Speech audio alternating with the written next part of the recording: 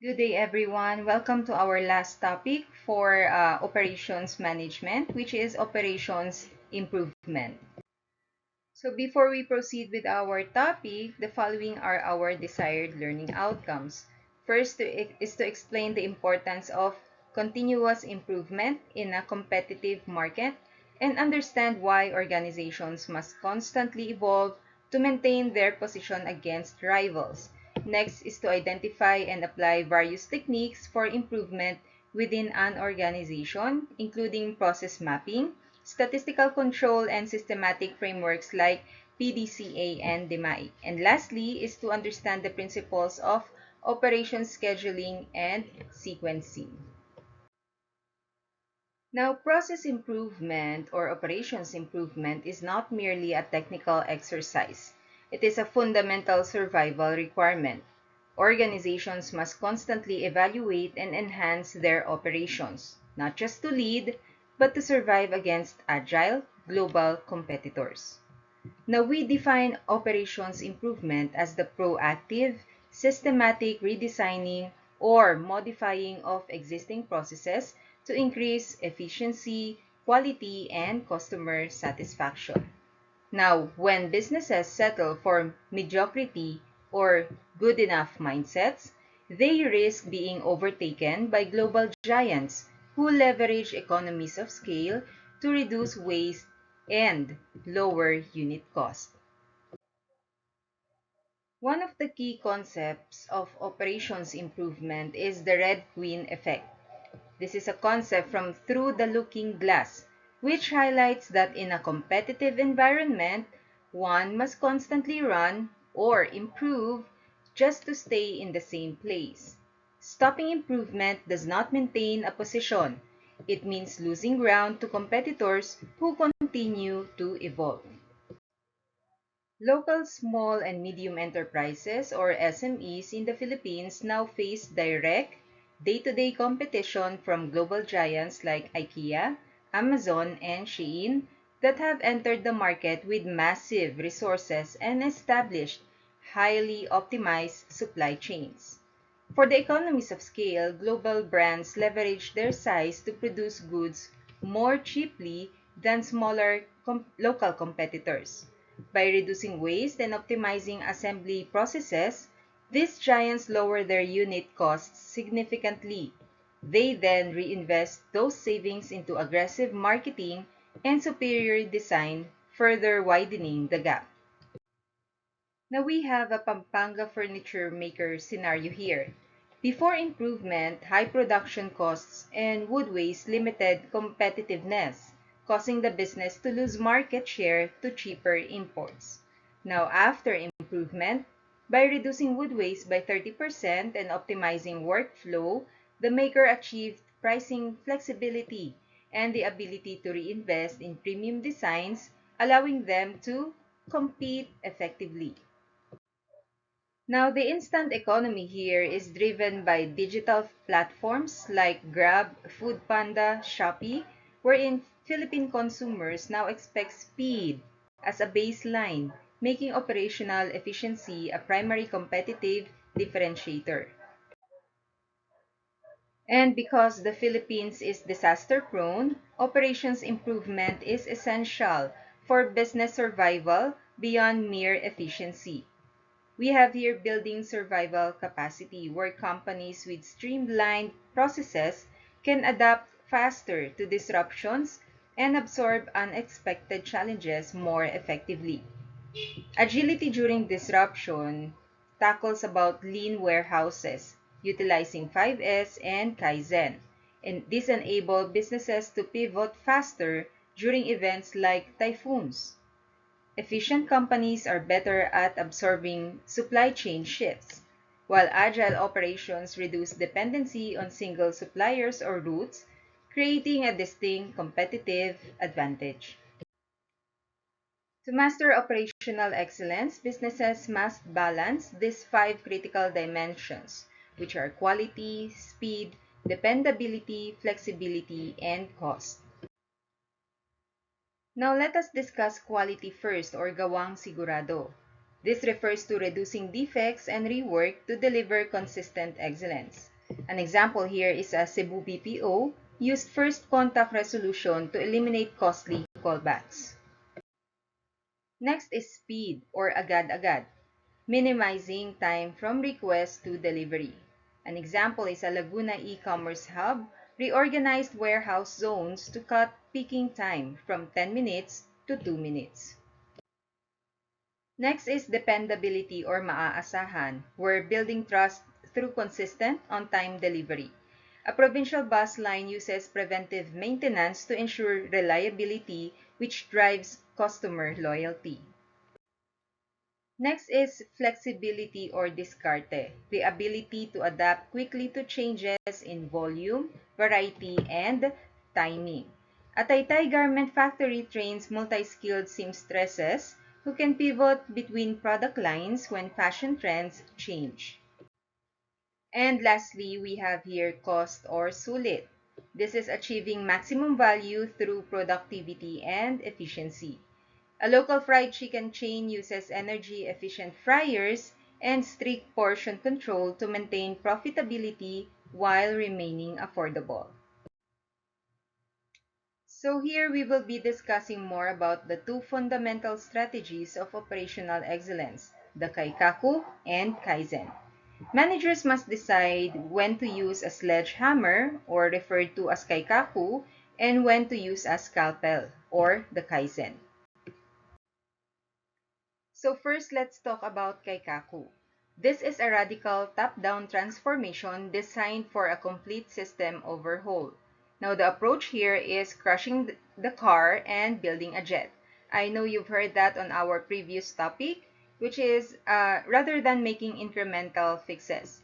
This is best suited for organizations facing crisis situations or massive technological shifts. An example of this is the Jeepney Modernization Program, which acts as Keikaku. This requires significant investment for a total shift to new technology. Next is Kaizen, which we've been talking about since our early topics in operations management. So again, Kaizen focuses on continuous incremental improvements made daily by everyone in the organization. Now, the approach here is this methodology emphasizes that small, consistent changes in the Gemba, or the actual workplace, lead to significant long-term growth and improved morale. An example here is a Divisoria Baking Supply wholesaler used the 5S methodology to organize their warehouse. Now, over 6 months, they reduced search time from 10 minutes to 2 minutes with low investment and increased employee engagement. Now, in this section, this examines key methodologies for operational excellence, including process mapping, statistical process control or SPC, and throughput optimized scheduling. Now, to improve operations, managers need tools to visualize the flow of work. VSM, or Value Stream Mapping, is a powerful visual tool that maps every step in a process, illustrating both information and material flow from start to finish. The key benefits are it distinguishes value-added time from non-value-added time. It reveals hidden bottlenecks and waste points. And of course, lastly, it provides a shared visual language for improvement teams. An example here is a Jollibee drive-thru VSM analysis revealed a 2-minute wait at a payment window located far from the pickup area. Now, this non-value-added time created customer frustration and reduced throughput during peak hours. Statistical Process Control, or SPC, acts as a proactive monitoring system that utilizes control charts defined by upper and lower control limits, or UCL and LCL, to ensure stable process performance. This enables early detection of out-of-control processes to prevent defects, foster data-driven decision-making for consistency, and differentiates between common and special cost variations. Now, at a Cavite-based semiconductor plant, engineers monitor wafer thickness against established control boundaries, allowing them to correct process drift before expensive defects occur. Now, the PDCA or Plan, Do, Check, Act cycle is a four-step scientific method used to manage change and foster continuous improvement. By testing adjustments in small, controlled trials, organizations can maximize effectiveness while lowering the risk of failure. Now, PLAN stands for defining the problem and design a root cause solution. Do is to implement the solution on a small experimental scale. Check is to compare performance metrics against project objectives. And act is the standardize successful improvements or adjust and replan based on results. Now, scheduling determines the timing of tasks, while sequencing defines the order in which those tasks are performed. Mastering this is critical to maximizing throughput and managing bottlenecks. We have here the sequencing rules, FCFS, or first come, first serve. So simple to implement, but can lead to long wait times for small, urgent jobs if stuck behind a long, non-urgent task.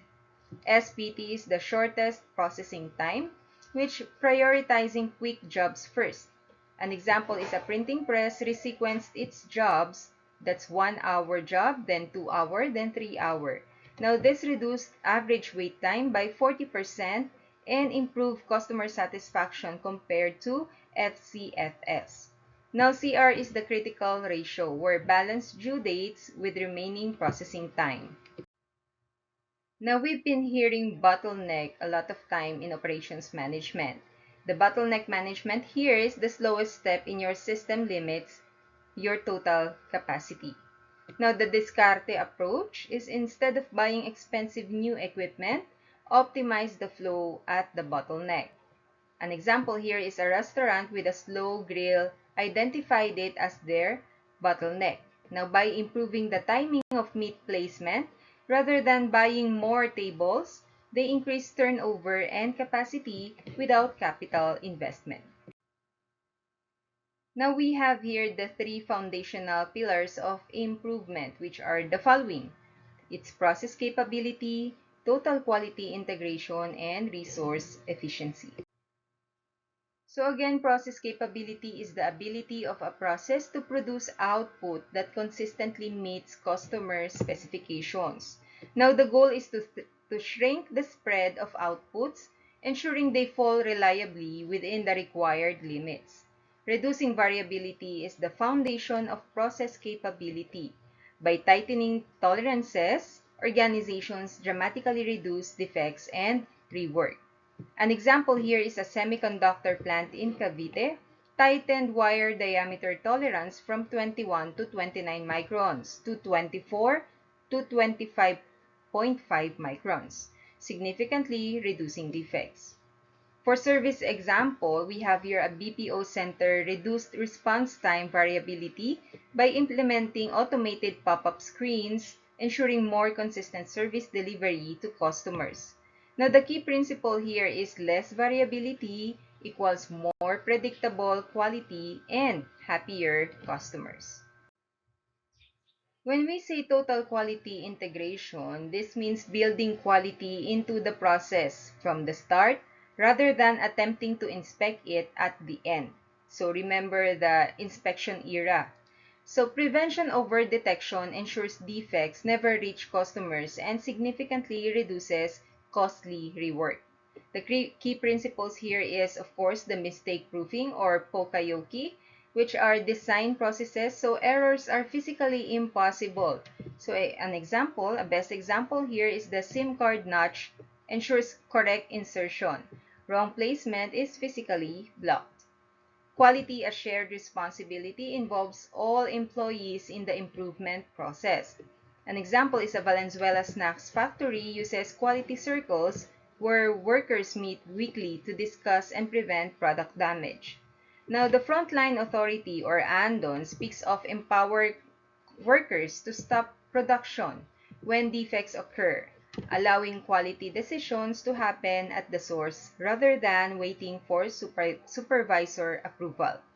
And lastly, the prevention over detection is catching defects at the inspection stage is too late. as costs multiply at each stage.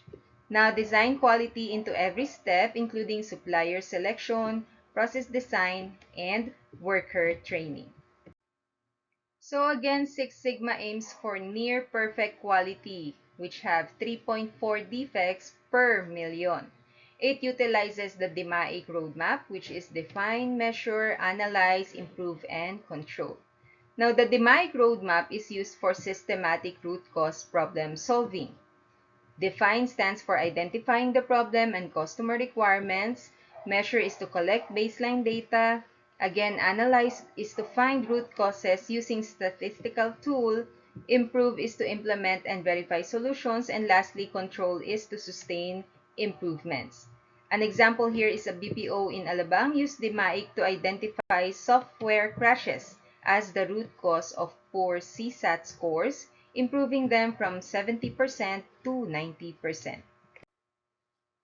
Scheduling again determines the timing of tasks, while sequencing defines the order in which those tasks are performed. The way you sequence work can be the difference between a satisfied customer and a missed deadline. Bad scheduling is first come, first serve, FCFS. It is often seen as fair because it follows a chronological order, but it is frequently inefficient. Now, the trap here is if a short, urgent job arrives behind a long, non-urgent task, the short job is blocked, leading to idle resources and frustrated customers. An example here is a printing press process jobs exactly as they arrive. Job A, 3 hours, Job B, 1 hour, and Job C, 2 hours.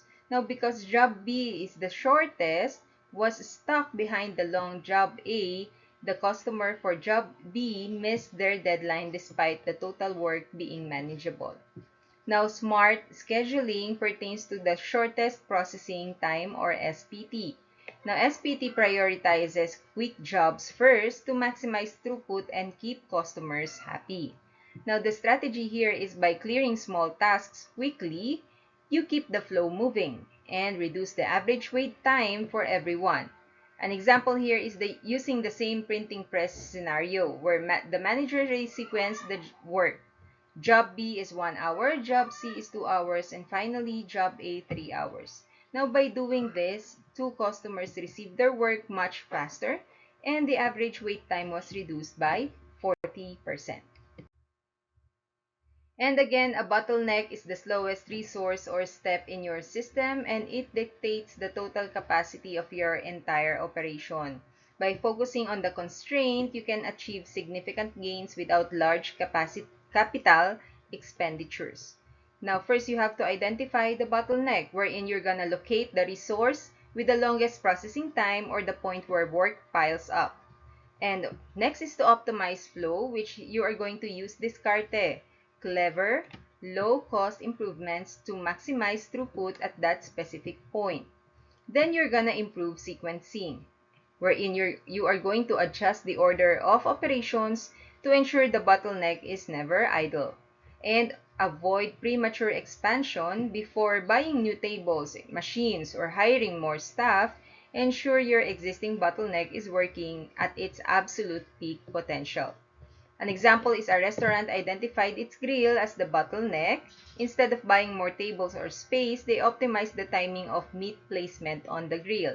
This increases customer turnover and overall capacity with zero new equipment cost. And these are the references that we've used for this topic. And thank you very much for watching this lesson, and I hope that you've familiarized yourself about operations management with total quality management. Have a wonderful day.